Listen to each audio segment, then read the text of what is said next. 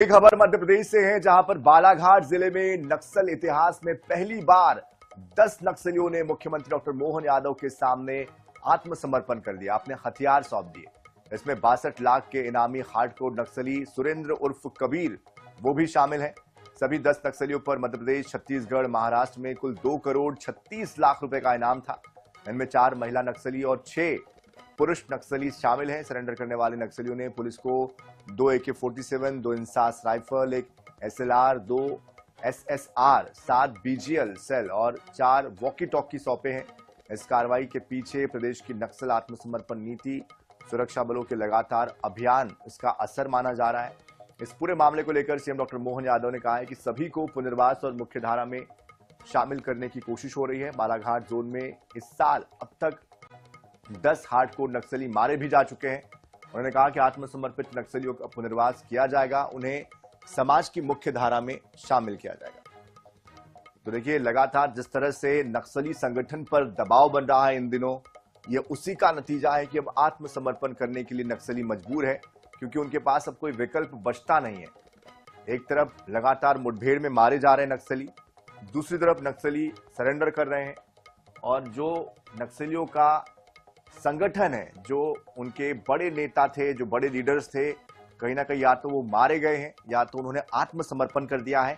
और उनके जितने भी छुपने की जगहें थी, जो क्षेत्र थे, जो इलाके थे, वहां पर अब सेना का कब्जा हो चुका है, जवानों का कब्जा हो चुका है।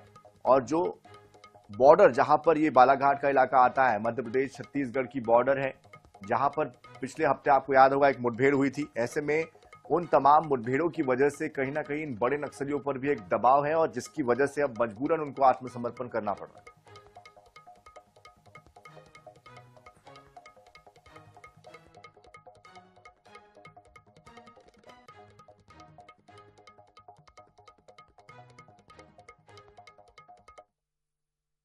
निकटवर्ती राज्यों के मुख्यमंत्री से तो मिलना ही है लगातार, लेकिन ये एक समेकित अभियान चल रहा है जो केवल देश का छत्तीसगढ़ से नहीं है, महाराष्ट्र का भी है, आसपास के सारे राज्यों में जहां जहां नक्सलवादी समस्याएं हैं, माननीय प्रधानमंत्री, माननीय गृह मंत्री के नेतृत्व में समेकित रूप से हम हर जगह नक्सलवादियों के खिलाफ पूरी ताकत से भी लगे, और जो मैदान में आता है और मैदान में लड़ना चाहता है उसका मैदान में खात्मा करते हैं, और जो आके सरेंडर करता है उसके जीवन की गारंटी लेके उसका पुनर्वास कराते हैं। सर, क्या हमारी पॉलिसी है उसी में।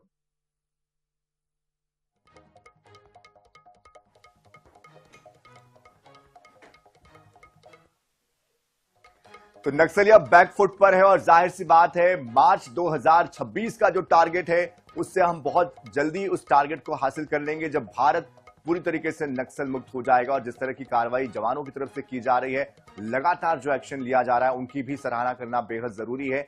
आने वाले समय में किस तरह से नक्सली और आत्मसमर्पण करते हैं, कैसे बस्तर, छत्तीसगढ़, मध्य प्रदेश और देश नक्सल मुक्त होता है, इस पर भी हमारी नजर बनी हुई है। पल पल की खबरें आप तक पहुंचाते रहेंगे।